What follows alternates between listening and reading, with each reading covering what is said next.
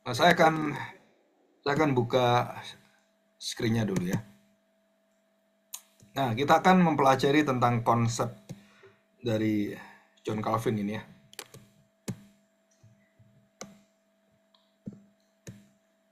Nah, bagaimanakah pandangan dari John Calvin kemudian secara umum diwakil oleh pandangan Agustinus dan John Calvin ya. Kemudian kita melihat asal-usul kejahatan manusia di dalam Alkitab, ya, peristiwa Adam dan Hawa, penciptaan, dan kemudian kejatuhan. Terus Allah berdaud atas segala sesuatu dan bagaimana Allah memberikan solusi karya penebusan itu, dia memberikan janji penebusan dan memberikan tanda perjanjian binatang yang dikorbankan itu ya. Dan kemudian selanjutnya kita melihat bagaimanakah janji itu memuncak kepada inkarnasi Kristus. Dan kemudian berjalan selama Yesus hidup di dunia ini 30 tahun, dan 30 tahun dia menyerahkan, dan 3,5 tahun dia dikorbankan di salib. Dan kebangkitan Kristus, kematian kebangkitannya itu menyatakan kemenangan atas kejahatan ya. Jadi kejahatan itu sudah dikalahkan, sudah ditaklukkan, dan sudah tidak bisa mendatangkan maut bagi orang-orang yang percaya kepada Kristus. Dan yang selanjutnya adalah pekerjaan kuasa Roh Kudus dan penyiapan akhir zaman, pemulihan akan seluruh umat manusia, dan pembaharuan alam semesta ini, langit dan bumi yang baru, Yerusalem yang baru, Baitul yang baru, dan semuanya ya. Ini kita akan bahas ya. Oke, kita akan bahas yang tentang pemikirannya John Calvin itu ya. Nah, kita masuk ini ya. Kita lanjutkan. Nah, di dalam bukunya, buku yang pertama, Institutio atau Institute of Christian Religion, di dalam chapter yang ke-16, pasal 16 ya, itu seksi yang ketiga, dikatakan bahwa nothing happens but what he has knowingly and willingly decreed. Nah, perhatikan ya. Tadi istilah knowingly dan willingly itu di dalam filsuf itu ada. Tetapi ini direferensikan di titik acunya adalah bukan pada manusia yang knowingly willingly, tetapi itu adalah Allah.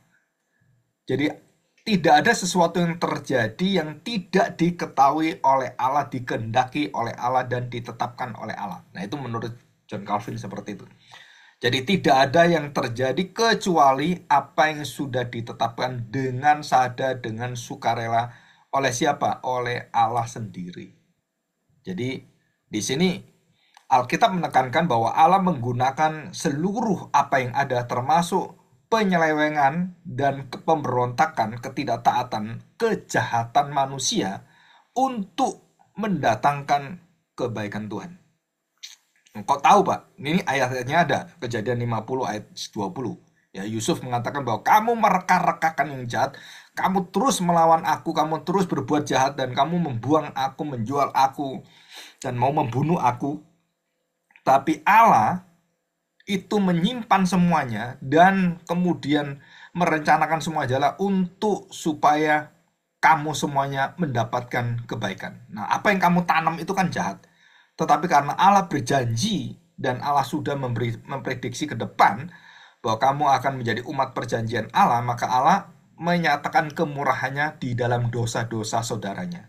Di dalam siapa dia nyatakan kemurahan? Di dalam pribadi Yusuf. Nah, jadi inilah Kejadian 50 ayat 20. Dan juga di dalam salib Kristus yang ada dalam Kisah 2 ayat 23. Saya akan bacakan ya, Kisah 2 ayat yang ke-23. Demikian bunyi firman Tuhan. Dia yang diserahkan Allah menurut maksud dan rencananya. Jadi, kalau ada Injil siapa ini? Injil Yudas ya, mungkin kalian belum tahu ini. Nah, ada Injil Thomas, Injil Yudas, Injil Barnabas, dan banyak Injil-Injil yang lain, bukan Injil Matius, Markus, Lukas, Yohanes, tapi banyak Injil yang lain pada awal permulaan gereja itu muncul atau lahir. Di situ banyak tulisan-tulisan tentang Yesus yang ngawur, yang tidak sesuai, dan itu adalah tulisan-tulisan yang menyesatkan. Ya, itu termasuk Injil Yudas yang mengatakan bahwa Yudaslah yang menentukan, Yudaslah yang menjadi pahlawan. Karena Yesus tanpa Yudas, maka Yesus tidak bisa disalibkan. Nah, ini adalah pikiran yang kebalik. pikirannya setan gitu ya. Jadi yang jahat kok jadi pahlawannya, yang baik kok menjadi yang jahatnya, yaitu yang menjadi penjahatnya gitu kan. Nah ini kalimat ini, dia yang diserahkan Allah menurut maksud dan rencananya, dia adalah Yesus Kristus, diserahkan oleh Allah adalah Bapaknya, telah kamu salibkan dan kamu bunuh oleh tangan bangsa-bangsa durhaka.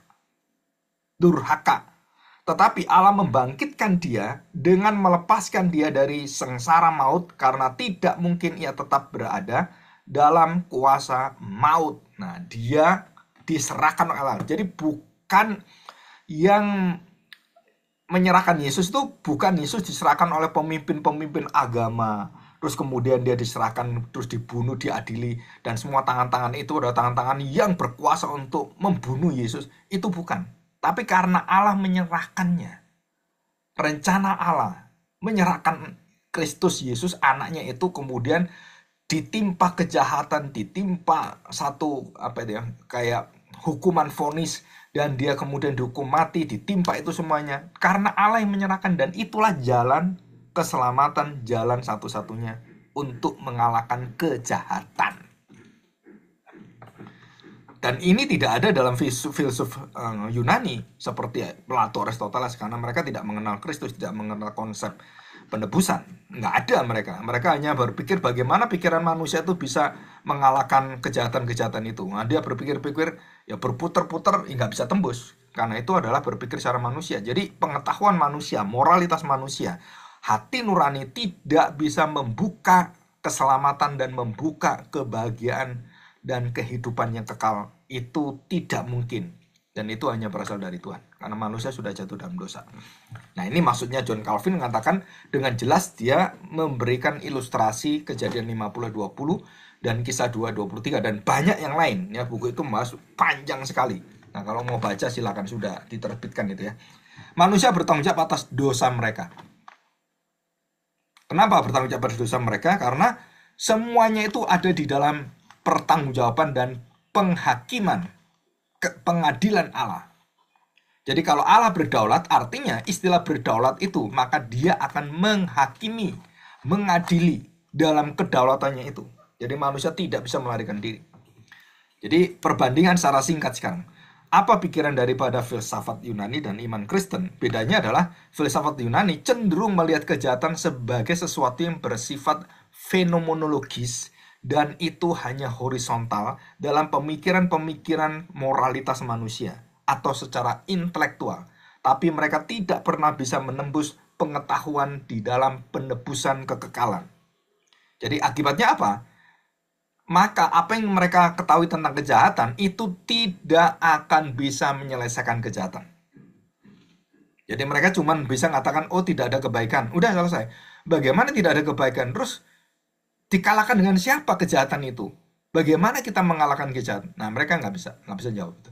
Sedangkan iman Kristen lebih daripada itu. Iman Kristen menekankan bahwa kejahatan adalah bukan hanya masalah intelektual, masalah tentang pemikiran manusia secara kosmis atau secara hubungan horizontal dan fenomenologi, ya secara nampaknya saja. Tetapi masalah yang lebih dalam daripada hal itu adalah bukan hanya berhenti pada masalah moral, tetapi ini adalah masalah spiritual manusia yang jatuh dalam dosa. Yaitu apa? Pemberontakan secara sadar kepada kehendak Allah, kepada perintah Allah, kepada limitasi Allah, kepada batasan Allah. Dan manusia harus ditebus.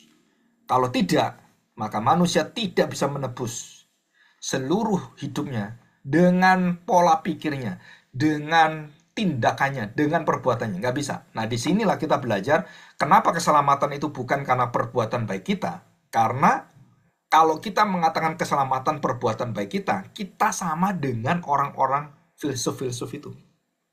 Karena kita tidak percaya adanya apa? Dampak dosa yang besar yang merusak hidup manusia. Di sini kita gagal. Kenapa gagal? Jadi kalau kita tidak percaya keselamatan itu anugerah Tuhan semata, dan itu karya Tuhan, karya Kristus di kayu salib, saya tambah dengan perbuatan baik saya. Oh, Yesus bukan hanya mati di kayu salib, saya juga harus berbuat baik. Kalau saya nggak bisa berbuat baik, ya Yesus nggak punya kuasa. Itu menyesatkan.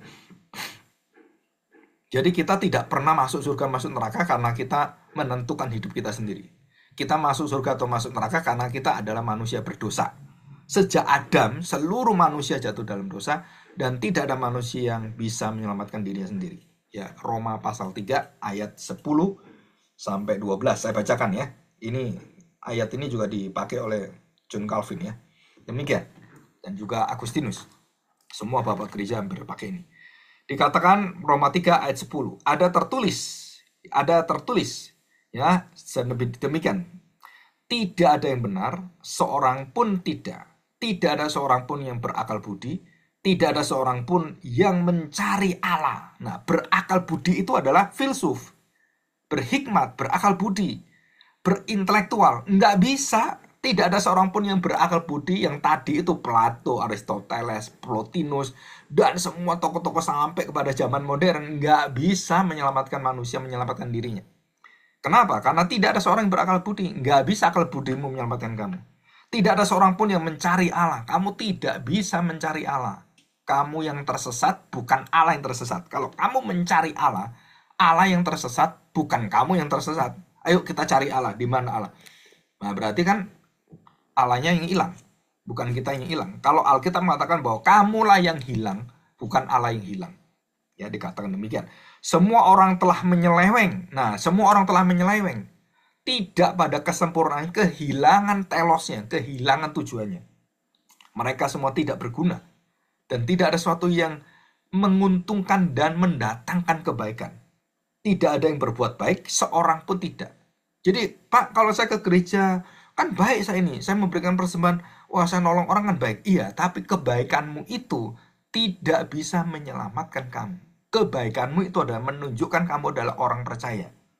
Jadi bukan menciptakan kamu menjadi orang percaya, tapi kebaikanmu menunjukkan bahwa kamu adalah orang percaya. Akibat dari kamu orang percaya, maka kamu berbuat baik. Akibat berbuat baik, kamu jadi orang percaya. Nah, iman Kristen tidak mengajarkan demikian.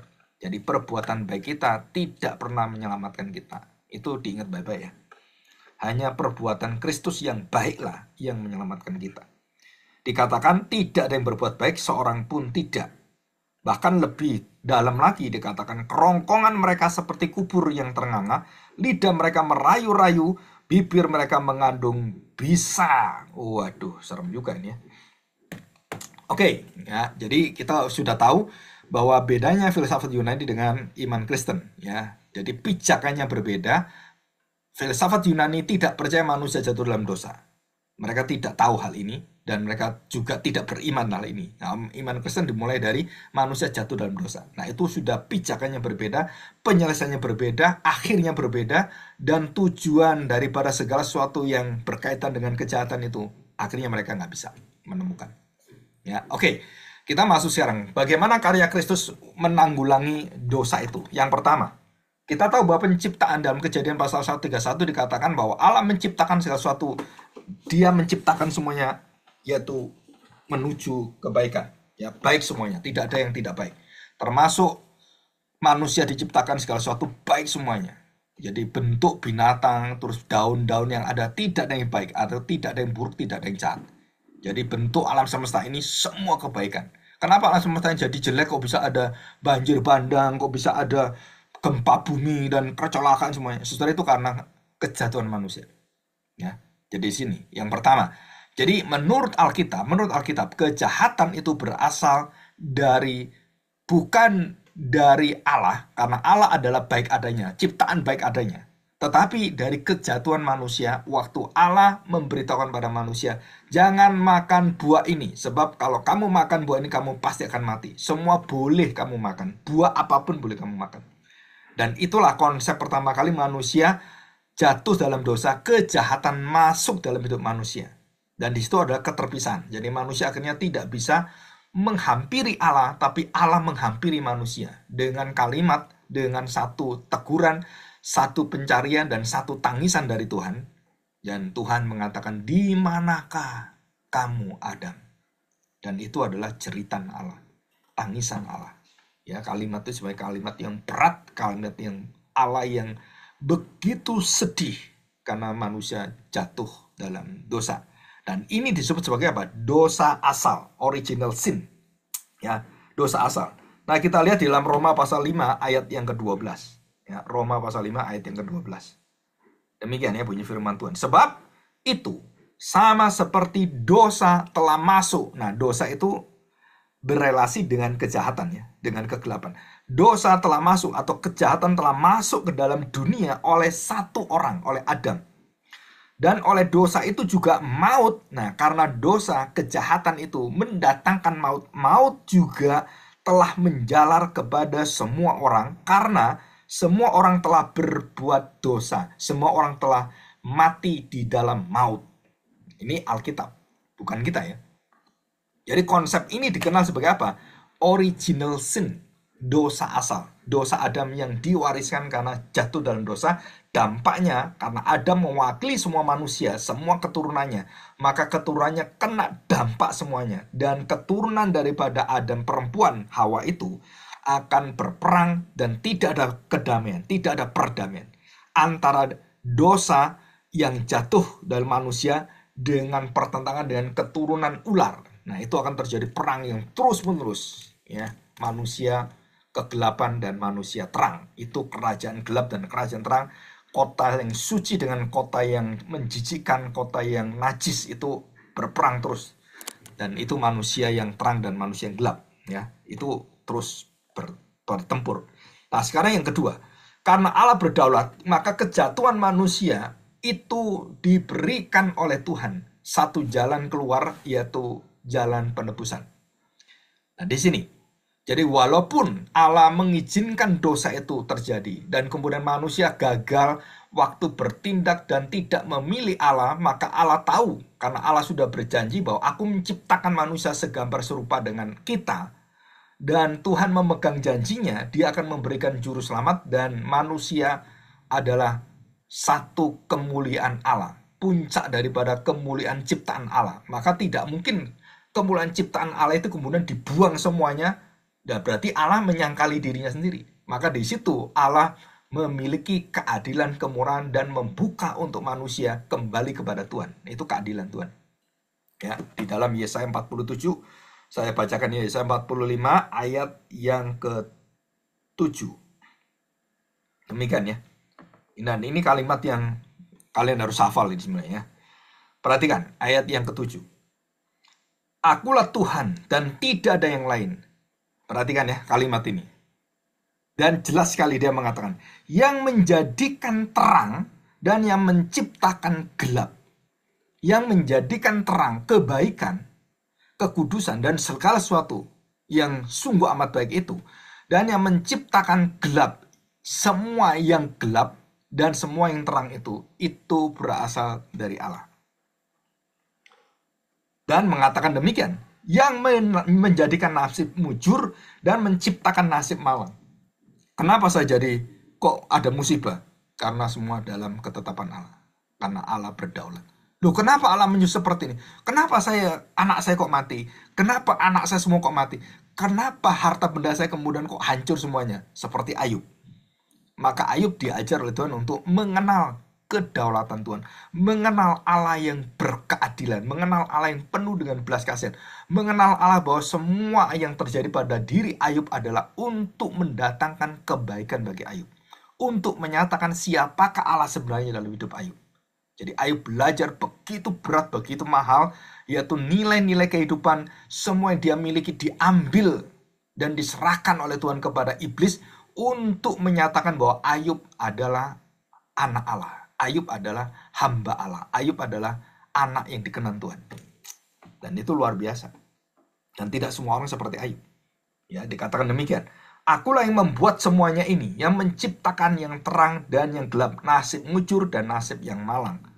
Jadi Yesaya 45 ayat 7 ini dengan jelas Allah bukan menciptakan dosa, tapi Allah menciptakan buruk, malang, dan semuanya itu dari Allah. Tapi dia tidak dikatakan Allah menciptakan dosa, enggak ada.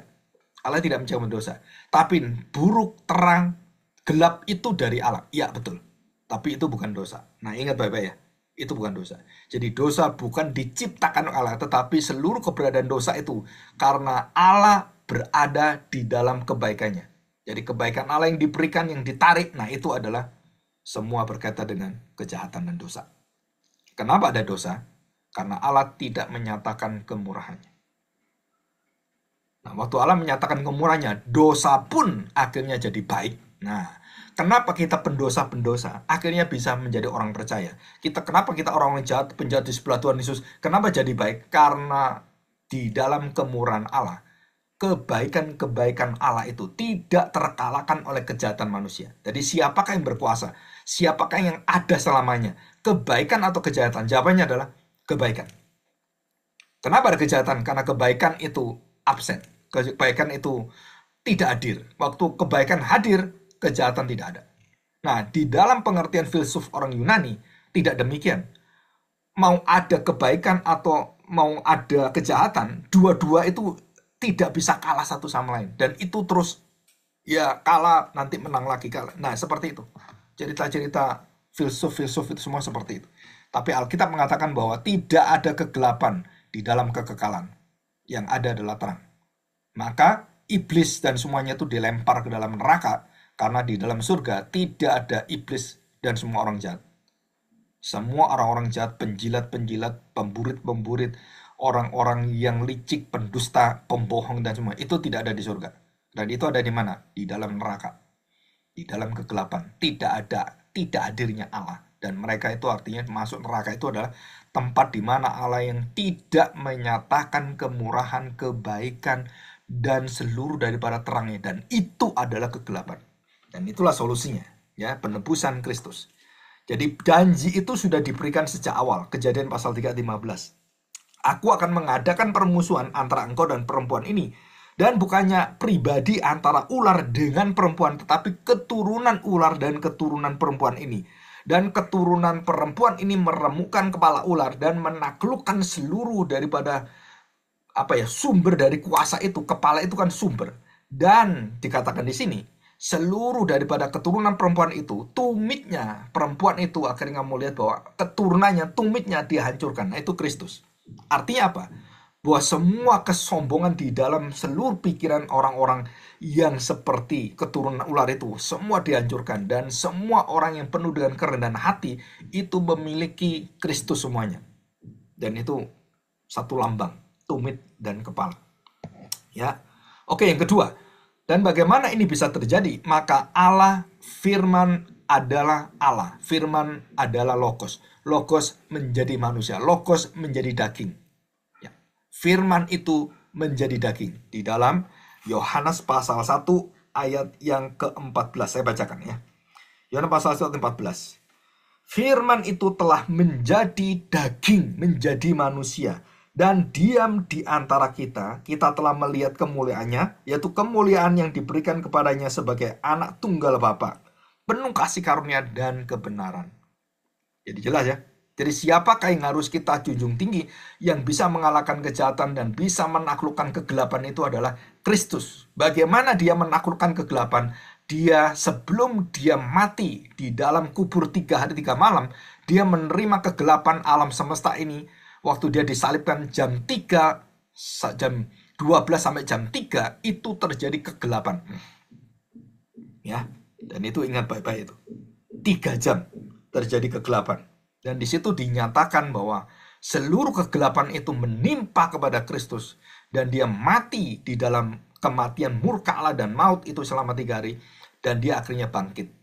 Dan waktu dia bangkit dikatakan dalam Filipi pasal 2 ayat 6 dan 8 dikatakan dengan jelas di situ ya, Filipi pasal 2 ayat 6.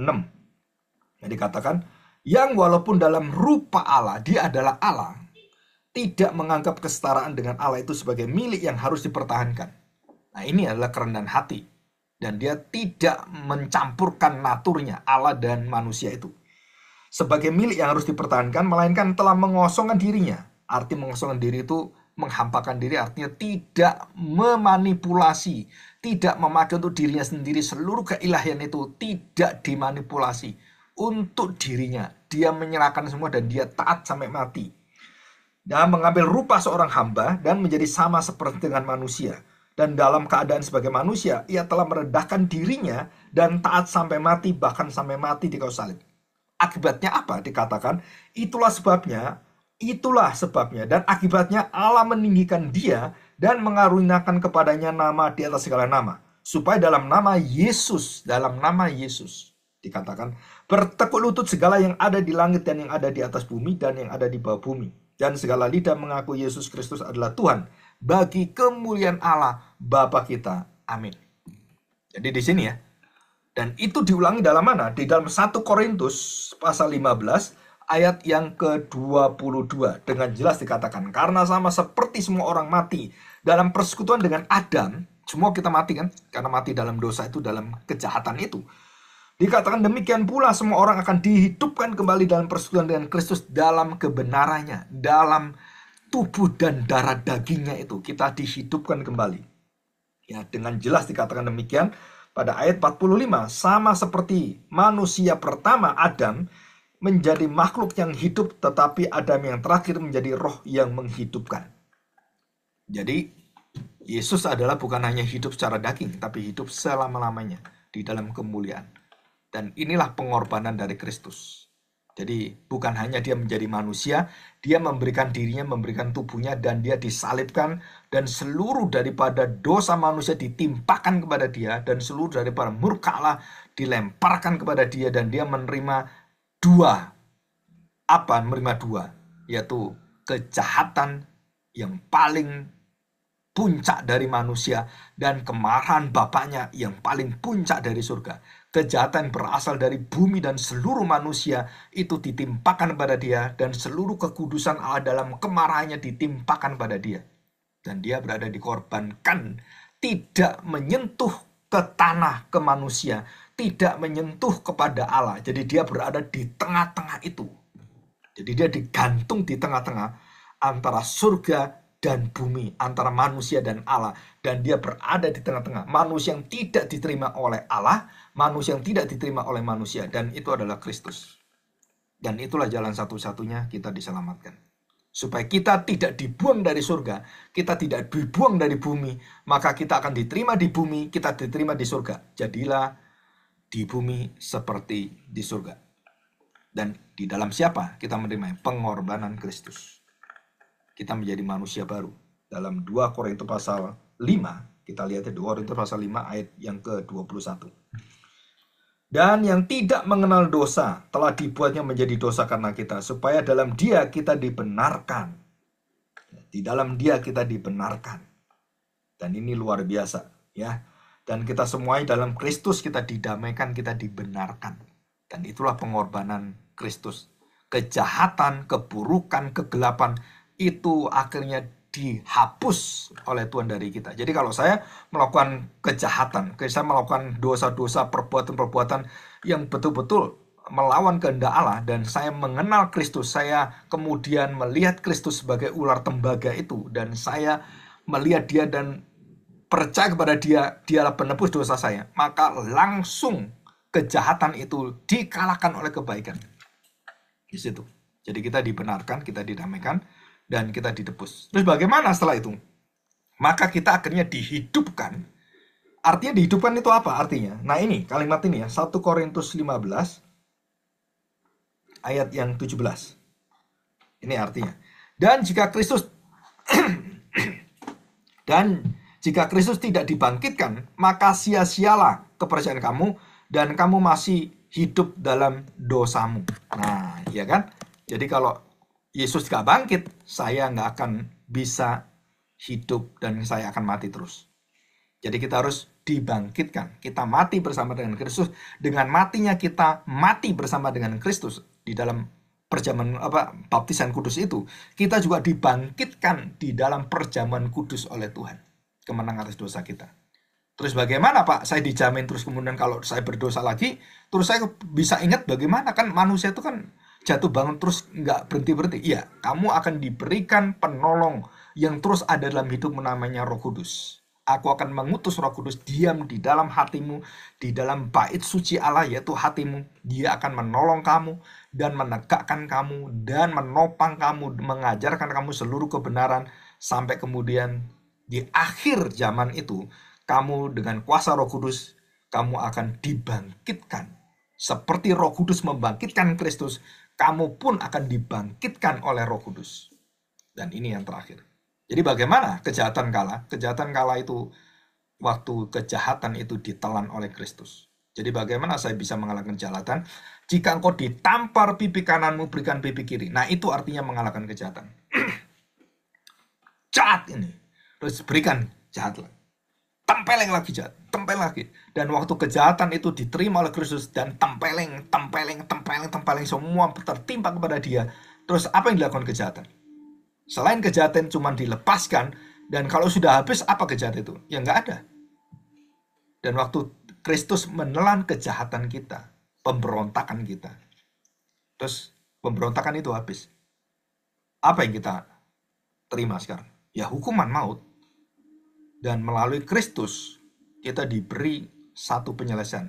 Bahwa seluruh kegelapanmu, seluruh kejahatanmu sekarang sudah ditelan oleh dia. Dan kamu dikasih hati yang baru dan dimeteraikan oleh darah Kristus. Dan kamu sadar betapa jahatnya saya. Betapa jahatnya saya. Betapa gelapnya saya. Kok nggak bisa terus hidup di dalam kebenaran? Kok jatuh lagi, jatuh lagi? Nah, di situ kita harus ingat, Roh Kudus memberitahu kepada kita, yang bisa mengalahkan dosamu adalah Kristus. Kamu harus kembali pada Kristus selama-lamanya. Ya, oke. Terima kasih banyak. Kita hari ini cukup ya. Kalau ada pertanyaan silakan. Ya, saya akan tutup ya.